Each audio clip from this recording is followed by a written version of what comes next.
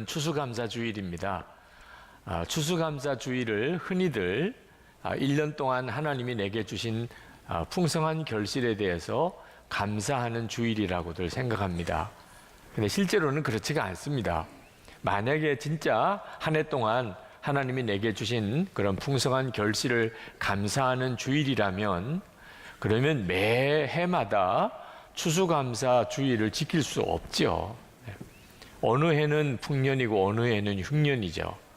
풍년에는 추수감사 주일을 지킬 수 있지만 흉년에는 주일을 지킬 수가 없죠. 해마다 우리가 교인총회 해야죠. 이번 해 추수감사 주일 지켜야 돼요, 말아야 돼요. 풍성한 열매가 있으면 지키는 거고 없으면 안 지키는 거죠. 그렇지 않잖아요. 해마다 우리는 추수감사 주일을 지킵니다. 내년 달력에 추수감사 주일 이미 정해진 거 아십니까?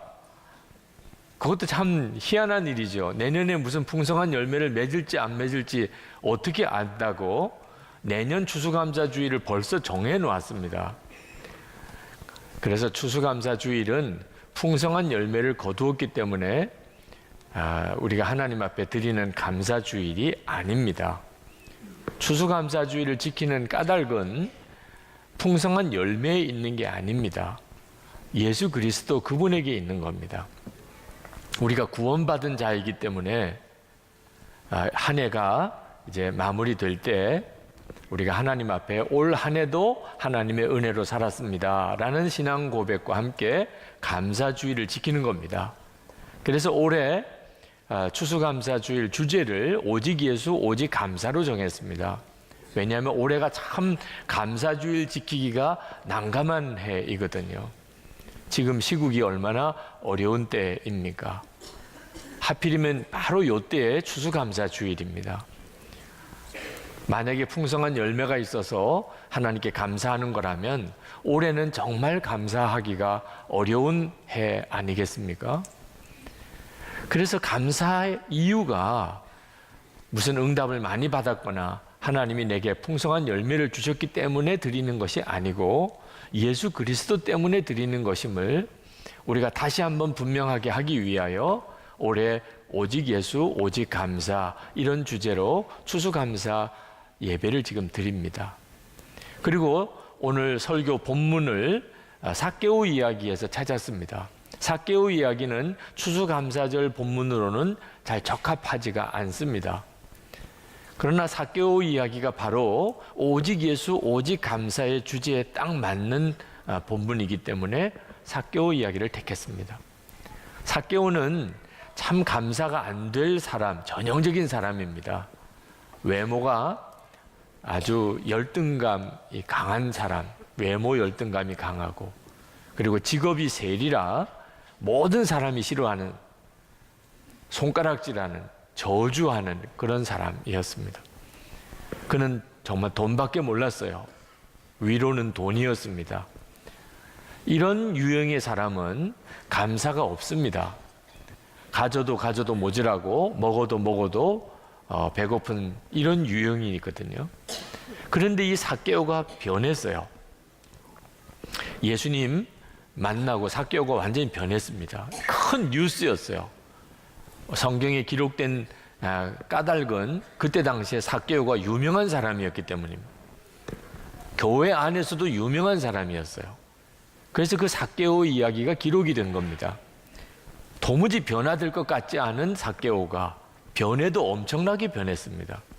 삭개오는 예수님을 만난 적이 없었는데 예수님이 자기 동네를 지나간다는 이야기를 듣고 한번 보고 싶은 마음은 일어났어요.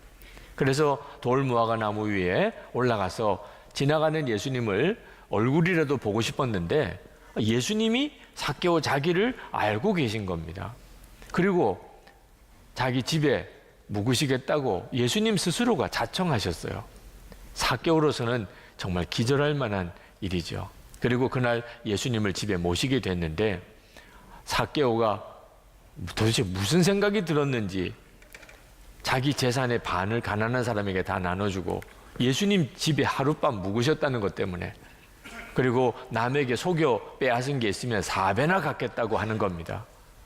예수님을 집에 모신 것이 좋은 거는 뭐 충분히 이해가 되는데 거의 자기 재산을 다 내놓겠다는 뜻이니 이건 조금 너무 지나치잖아요. 이런 생각이 들 정도로 삭개오는 그게 그렇게 감사했어요. 아마 삭개오는 그날 세 가지 깨달아진 것 같아요. 하나는 하나님이 진짜 살아계시구나. 두 번째는 하나님이 자기를 아시는구나. 세 번째는 하나님이 자기 같은 죄인도 사랑하시는구나. 이 세 가지를 그날 예수님을 만나고 예수님을 집에 모시고 그걸 깨달은 것 같아요. 그리고 이렇게 뒤집어진 거예요. 이 세 가지가 그렇게 놀라운 것이죠. 하나님 살아계시고 하나님이 나를 아시고 나 같은 죄인도 사랑하신다. 10절 말씀에 인자에 온 것은 잃어버린 자를 찾아 구원하려 함이니라. 예수님이 그날 삭개오의 집에서 하신 이야기입니다. 이것이 삭개오가 그렇게 감격스러웠어요. 이렇게 시작된 삭개오의 감사가 삭개오의 삶에 계속 기적을 일으킵니다. 예수님께서 삭개오를 보니까 구원받은 사람이에요. 뭘 보니까 구원받았어요? 감사가. 자기 재산, 돈밖에 모르던 삭개오가 자기 재산 다 내놓는 이런 모습을 보고 이 사람이 구원받았구나. 그걸 아셨어요. 9절 말씀에 오늘 구원이 이 집에 이르렀으니 이 사람도 아브라함의 자손이미로다. 아브라함의 자손이라는 건 하나님의 자녀, 영생을 얻었다는 뜻. 예수님이 말씀하셨으니까 확실한 거죠. 예수님이 그걸 뭘 보고 아셨나? 삭개오의 그 넘치는 감사를 보고 알았다는 거예요. 그러니까 구원받은 믿음은 반드시 이 넘치는 감사와 직결되어 있습니다. 뿐만 아니고 성경에는 나오지 않지만 클레멘 교훈집이라고 하는 자료집에 보면 삭개오가 그 이후에 베드로와 함께 선교 여행도 다녔고 그리고 가이사랴 지방에 감독이 되었다고 하는 기록이 나와 있습니다. 그러니까 성경에 삭개오 이야기가 기록이 된 거예요. 그 삭개오 감독이 도대체 어떤 분이었나? 바로 이런 분이었다고 이 성경에 기록을 해둔 겁니다. 믿음과 구원받은 믿음과 그 넘치는 감사가 삭개오에게 아주 전형적으로 나타나 있는 거예요. 여러분도 삭개오 같은 은혜를 받았다는 사실을 다 아시지요? 삭개오보다 더 은혜를 받았어요. 삭개오는 집에 예수님이 오셨고 우리는 마음의 주님이 오셨습니다. 사실 따지고 보면 우리는 삭개오보다 비교가 안 되는 은혜를 받았어요. 근데 문제는 내게도 삭개오 같은 감사가 나오는가 하는, 내 재산까지 다 내놓아도 조금도 아깝지도 않을 그런 감사, 얼마나 감사했으면 이런 감사가 내게도 있는가 하는 거예요.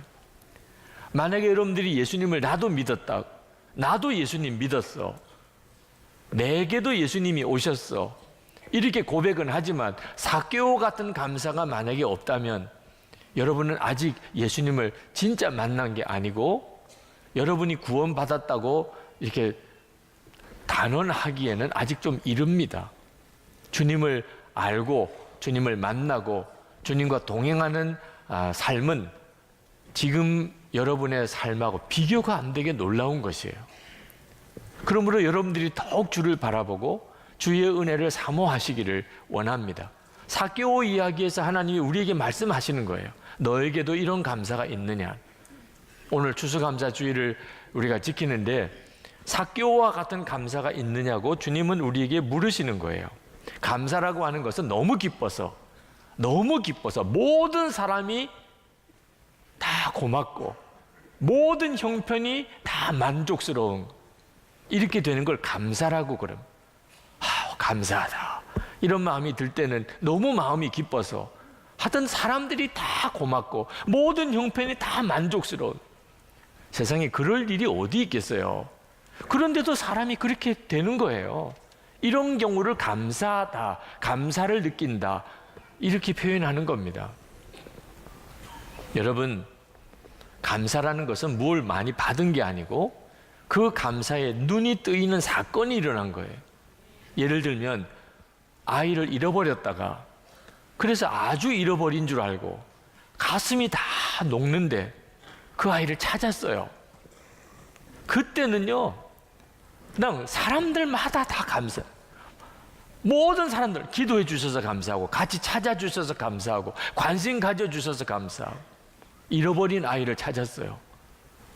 그 아이 찾느라고 그동안 들여든 돈, 고생, 뭐 말할 것도 없지만 하여튼 모든 환경이 다 이제는 만족스러워요. 그 아이 하나 찾은 것 때문에.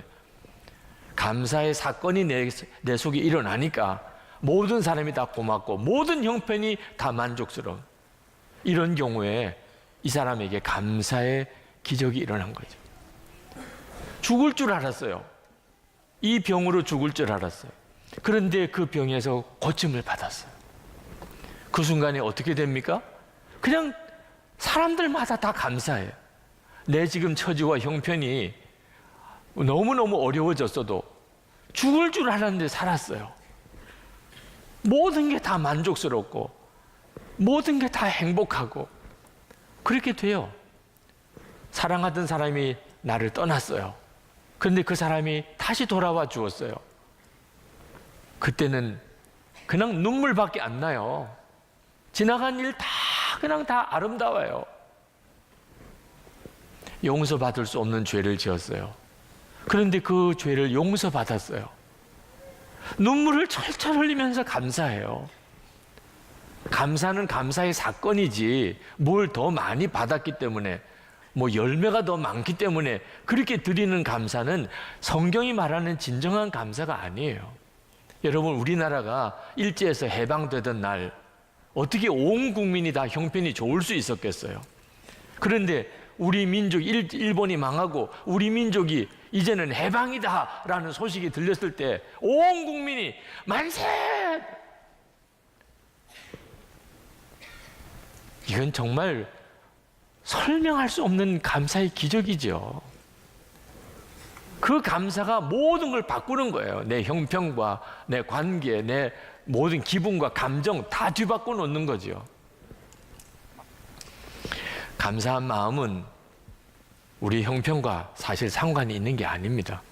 감사에 눈이 뜨이는가와 관련이 있는 거예요. 김영석 교수님이 쓴 100년을 살아보니 라는 책을 읽어보니까 손기정옹, 그분이 90세에 세상을 떠나셨는데 그분이 세상 떠나기 얼마 전에 세무사 사무실에 찾아와서 세금을 내신 이야기가 거기 기록이 되어 있었습니다.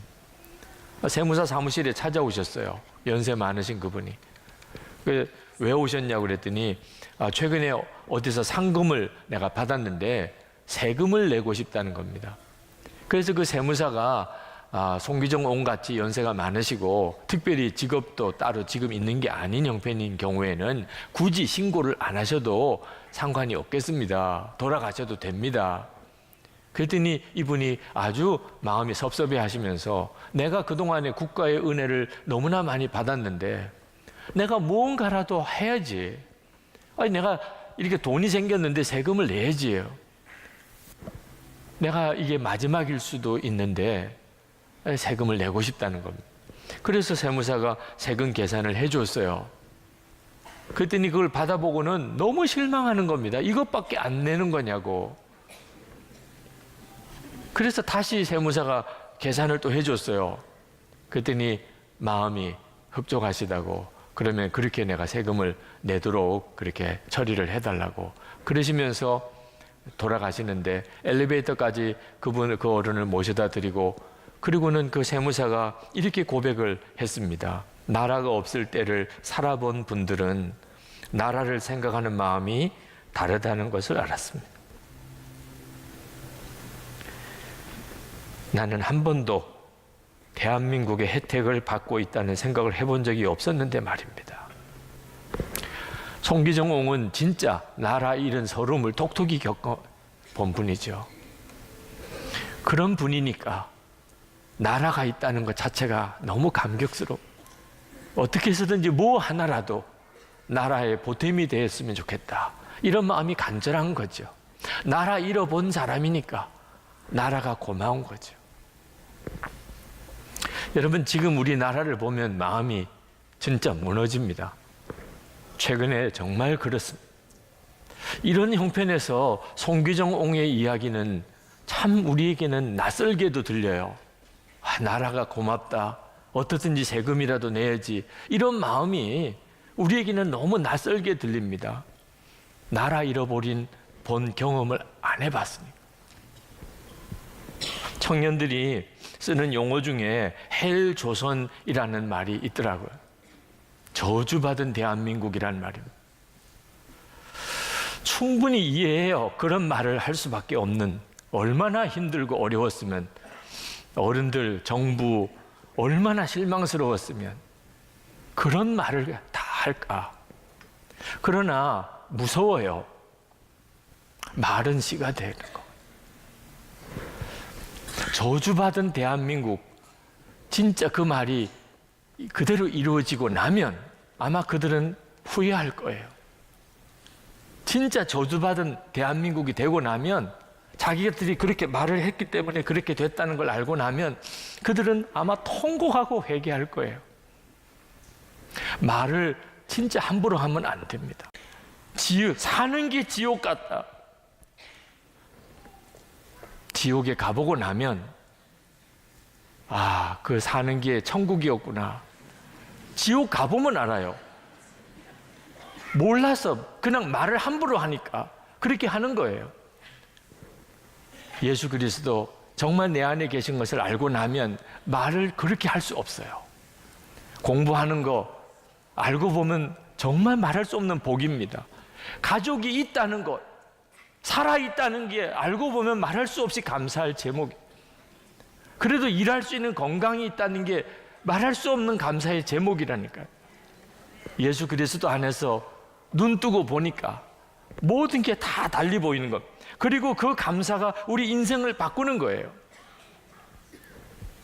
데살로니가전서 5장 16절, 17절, 18절에 우리 감사가 너무 놀라운 것은 평생 계속되는 감사. 항상 기뻐하라. 쉬지 말고 기도하라. 범사에 감사하라. 이것이 그리스도 예수 안에서 너희를 향하신 하나님의 뜻이니라. 이거 어떻게 이게 가능해요?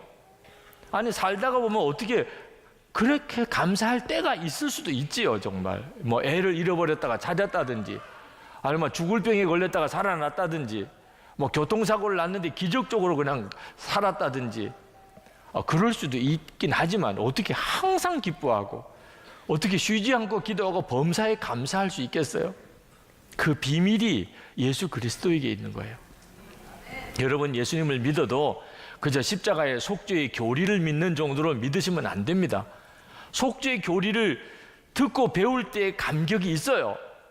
그러나 그건 그 순간이에요. 항상 기뻐하고 범사에 감사하게 해주지 못해요. 교리 지식은. 성령 체험이 너무너무 뜨겁고 내 눈을 열어주기도 합니다. 성령 체험하고 나면 그 감격이 오래 가는 것 같아요. 그러나 역시 그것도 어느 기간이에요. 일이 잘 되고 돈도 많이 벌리고 세상에서 성공하는 것도 참 감사하고 기쁜 일이지요. 그러나 그것이 언제까지나 나를 불평과 원망에서 건져주지 못해요. 우리가 믿는 예수님은 그 정도가 아닙니다. 우리가 믿는 예수님은 우리 안에 오셔서 지금도 우리와 함께 계시는, 언제나 우리와 함께 계시는 바로 그분이세요. 우리가 그 예수님을 진짜 만나게 될 때 항상 기뻐하고 쉬지 않고 기도하고 범사에 감사하는 삶을 살게 돼요. 그리고 그 삶이 우리 삶을 바꾸는 거예요. 저는 목사 되기 싫었어요. 목회하는 거 진짜 어려웠어요. 꼼짝없이 그냥 운명처럼 그렇게 갇힌 그런 존재인 줄 알았어요. 그런데 군목 훈련 받다가 다리를 다치고 장애인이 될 절박한 처지에 내몰려서 목발을 짚고 다니면서 내가 일할 수 있는 교회가 있는지 찾아보고 다니니까 다 거절당했어요. 어느 교회에서도 저를 써주겠다고 하는 교회가 없어졌어요. 그때서야 하나님, 내가 어느 교회 가서 일해야 됩니까? 나를 목사로 부르셨다면 내가 일할 교회를 정해 주셔야 되지 않겠습니까? 사람 찾아다니는 게 아니라는 걸 깨달았어요. 어느 누구를 찾아가도 나 같은 사람은 써줄 데가 없다는 걸 알았어요. 그때부터 골방에 들어가서 하나님께만 기도했어요. 하나님 진짜 살아계십니까? 정말 나를 목사로 부르셨습니까? 그러면 하나님이 정해주신 확실한 증거를 얻기 위해서 나는 아무에게도 말하지 않고 부탁도 안 하고 기도만 하겠습니다. 그리고 기도하기를 3개월 기도했어요. 다 나를 잊어버린 것 같은 그때에 정말 하나님만이 하셨다고 밖에는 고백할 수 없는 그런 교회로 제가 일을 하게 됐어요. 여러분, 그때 제 마음은 무슨 일을 시켜줘도 감사해요. 다 하기 싫은 일 나보고 하라고 그래도 감사해요. 힘들어요, 괴로워요, 못하겠어요. 나는 그 말할 자격이 없어요. 무슨 일 해줘도 감사해요. 어떤 형편에서도 감사해요. 저는 제가 목회를 그렇게 좋아하는 줄 처음 알았어요. 그리고 지금까지예요. 저는 안 돼요, 힘들어요라는 말할 자격이 없어요. 3개월 동안 주님만 바라보고 기도하고 성경 읽고 주님만 바라보고, 그런 동안 주님은 제 마음속에 목회를 힘들다, 어렵다, 못하겠다 하는 마음 싹 다 바꾸셨어요. 여러분, 좋은 일터 찾고 좋은 학교 찾지만 사실 하나님이 어떤 일터를 주시든 어떤 학교를 보내시든 항상 기뻐하고 쉬지 않고 기도하고 범사에 감사하면요, 그곳에서 반드시 역사를 일으켜요. 그런 사람이 얼마나 드뭅니까? 아무리 좋은 학교, 아무리 좋은 직장 가도 불평하고 원망하는 사람 결국 아무것도 못해요. 기적 중에 기적이고 능력 중에 능력입니다. 항상 기뻐하고 쉬지 않고 기도하고 범사에 감사할 수 있는, 그게 바로 주 예수 그리스도로 인하여 온 거예요. 의사 전도왕인 이병옥 장로님이 그 중에 제일은 사랑이라 이런 제목의 책에서 이런 구절이 있더라고요. 누가 머리를 때려도 감사합니다 라고 하면 암에 걸리지 않습니다. 이건 참 대단한 일이에요. 누가 머리를 때렸는데 감사합니다 이럴 수 있는 사람이라면 그는 암에 걸리지 않는다. 항상 기뻐하고 쉬지 않고 기도하고 범사에 감사할 수 있는 건 기적 중에 기적이에요. 예수 믿을 때 우리에게 오는 하나님의 놀라운 능력이에요. 왜 우리가 그것을 놓치고 삽니까? 추수감사주의를 주실 때 하나님이 원하시는 것은 바로 우리를 그런 감사의 존재로 바꾸려고 하십니다. 우리에게는 이미 그런 은혜가 주어져 있는 거예요. 그리고 삭개오가 그렇게 감사함으로 얼마나 어려운 사람들이 기쁨이 됐습니까? 삭개오가 가난한 사람에게 재산의 반을 나눠주고 누가 속여 뺏은 거 4배나 갚아주고 얼마나 큰 기쁨이 그 성에 가득했겠습니까? 그래서 우리도 성도들의 감사 헌금은 전부 어려운 이웃을 위해서 나눠주겠다고 교회가 결정한 겁니다. 이것이 헌금하는 우리 성도들에게 복이 될 것이라고 믿기 때문에. 이사야 60장 1절에 주 여호와의 신이 내게 임하셨으니 이는 여호와께서 내게 기름을 부으사 가난한 자에게 아름다운 소식을 전하게 하려 하시며. 이 일이 어떻게 가능하지요? 예수 그리스도로 가능한 거예요. 내게 어떤 일이 오든지 예수 그리스도 안에서 나를 감사하게 만드신 하나님. 여러분 중에 아직도 나는 그런 감사가 없어, 주님을 주목하지 않으셔서 그렇습니다. 여러분과 함께 하시는 주님을 주목하시면 주님이 여러분에게 감사하게 하십니다. 에베소서 5장 20절에 범사에 우리 주 예수 그리스도의 이름으로 항상 아버지 하나님께 감사하며, 예수 그리스도 그분의 이름으로 하나님께 감사하게 하십니다. 이제 우리 같이 기도하겠습니다. 하나님, 오늘 추수감사 주일인데 이 시간에 진짜 감사의 고백을, 기도를 하나님께 올려드립시다. 하나님, 예수 그리스도 안에서 제가 하나님께 감사합니다. 평생 이렇게 감사하고 살겠습니다. 삭개오처럼 그렇게 감사하며 살겠습니다. 감사로 제 인생을 바꾸시고 저의 가정을 바꾸시고 그리고 우리의 감사로 나라를 바꾸시고 열방을 바꿔주소서. 우리 통성으로 기도합시다. 은혜와 사랑이 충만하신 아버지 하나님,